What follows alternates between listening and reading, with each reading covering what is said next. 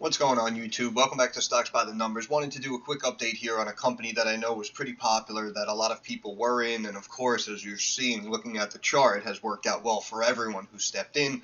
Obviously not those who shorted the stock, but we were going long here, in my opinion, going all the way back here to about the beginning of 23, January 10th. That was the first video. This was our last update, July 27th. Stock was around 240. Name of the company we're talking about, Rolls Royce Holdings, ticker symbol. We're looking at RYCEY, just for the fact, of course, that I am making the videos here in the States. So I found the OTC, over-the-counter, stock to buy here in the States. But of course, it's RR, I believe, on the London Exchange as well. RYCEF is another one. But we're looking at RYCEY here. And RYCEY, again, this is Rolls Royce doing jet engines, right? Company's been around for who knows how long. And wait a minute, is this picking up? Oh, it's picking up, but my sound is in the other place. Okay. So, RYCEY, right? Jet engines, okay. So now we're looking at a market cap of $22.8 billion, and we have a PE only of about 11, right? This is what we were talking about initially, and back here, even in the update video, roughly 2 months ago, end of July. We were saying that the company is just undervalued in the numbers. That's it, end of story. And they completely bashed it up and brought it down, and they had it find that bottom, which was well below $1 here, down into the 70 cents. But I remember the whole time, even on this way down here, when it was like 130, 140, like throughout 22, I remember looking at the stock and I was like, yo, these people are crazy. Like, they're bringing it way too low. It's only a matter of time before this runs up. And I remember seeing it here at like $1, and I was like, oh man, I should just step in for the long term. And unfortunately, I had, some personal issues I had to deal with, and my liquidity was moved to, other spots. But here again, you can see that not only did it get above this trend line here that I spoke about, that I had pretty high conviction in, but of course continued to climb and hit new highs here, getting as high as 282, right? So now 22.8 billion, and if we come over here, you can see that even though revenue fell off from 19 going into 20, not only has it slowly been rebounding since 2020, but also it's sitting here north of 16.5 billion for last year, for 2022. And the company right now, 22.8 billion. So this is what I'm saying. This is why, like, a defense company, you got a jet engine company. This is like one of the oldest companies in the UK. 22.8 billion on 16 point, right? So they're trading still, even after this massive run, they're trading like 1.4 times last year's revenue, right? And if we look at the numbers here, this was, tail at 22, obviously really nice beat there on the top and bottom lines. And then we come over here, look at that, that was slightly after we made the video. I mean, the company's rocking. This is why I talk about utilizing the Buffett method, right? Because he knows how economies and countries are reacting to these companies and these businesses, right? That's why we were saying, like, Rolls Royce is a company that isn't going anywhere. It's been around for a while, and I'm sure down the line they're going to, inevitably get some new contracts or get back some old clients that they may have potentially lost, and they're just going to remain here as a constant, and they're slowly going to get back to where they were. And that's what we're seeing here. That's why when we talk about this Buffett method, right? He would always say the same things. Oh, I like companies like Coca-Cola. I like companies like Hershey. And why, right? Because these are products that everyone knows, that are everywhere, that, consistently sell and do well. And what does he do? He simply waits for a company that he likes to sell off to get to an attractive price, and then he steps in. That's it, buying brand name companies at a discount. And that's exactly what happened here, again, with Rolls Royce, going all the way from when we first initially looked at it, $1.20 up to new highs of $2.80. And now sitting here at $2.66, again, in the numbers, in my opinion, I still say it's undervalued. You can tell the way they U-turned everything. They made themselves much more profitable on paper. And, of course, the revenue overall is continuing to climb and rebound. And if we check some recent news articles as well, there you go, SocGen.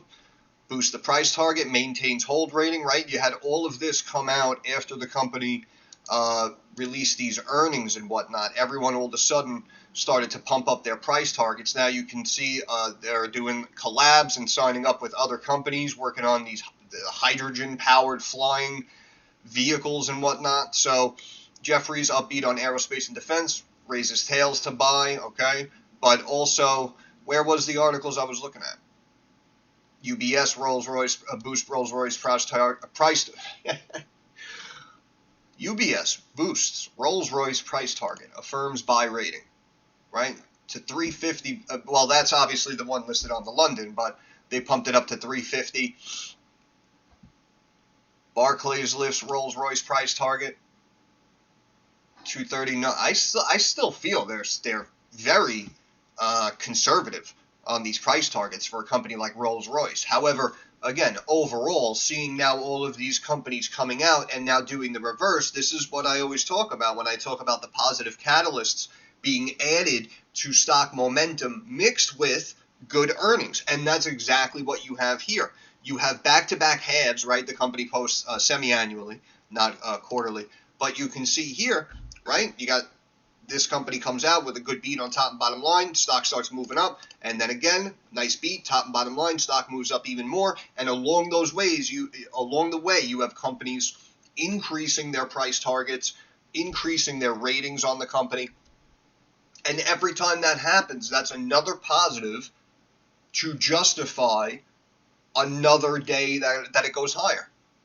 Another day that it breaks out, another day that it'll touch new highs and then, drop down and retest. It's just inevitable. So what you're seeing here, in my opinion, is still very bullish momentum. And we have, again, a nice big pop after the earnings came out, and you can see how it's significantly, for 8 weeks, stayed above this 20-day moving average, right? Doing it in a healthy manner. So I feel that they'll probably end up meeting up somewhere before it potentially, retests that moving average, and hopefully should have a bounce. It should have a bounce higher, not lower. But again, we have this key level here of 254, which I personally was very confident it would get up to. And then you can see it retest, bounced around for a few days, and then inevitably popped higher and broke up to 282, new highs there on RYCEY. And if we back up again, just to show you guys, these are all my key levels that I'm personally watching. And in my opinion, the next trend line, 330, and I still have conviction that it's getting to 330, as much as I had conviction it was going to get to 254. Now, again, this is just my opinion. Anything can happen, but I guess I've been right on it, so far since I started looking at it.